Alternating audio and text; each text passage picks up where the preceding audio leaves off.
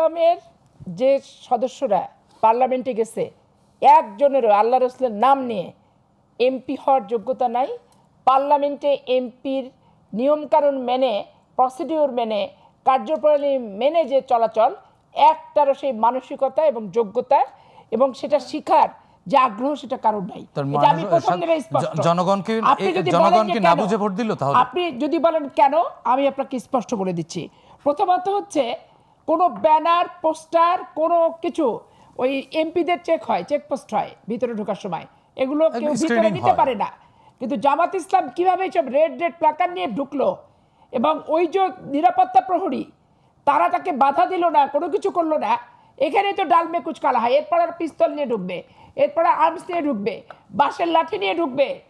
কারণ ওই সংসদের ভিতরে ঢুকে যে তছনছ করেছে তারা, সংসদ ভবনটা হচ্ছে কি, এটা জনগণের সম্পদ, এটা জনগণের প্রপার্টি দিয়ে করা, মানে জনগণের ট্যাক্সের পয়সা দিয়ে জনগণের প্রতিনিধিত্ব করা, তো জনগণের সম্পদ। ওইটা টেবিল চেয়ার ভেঙে ওইটা লুট করে আন্দোলনের নামে ওটা বাড়াবাড়ি যেটা করেছে তারা, রাষ্ট্রীয় সম্পদ নষ্ট করছে।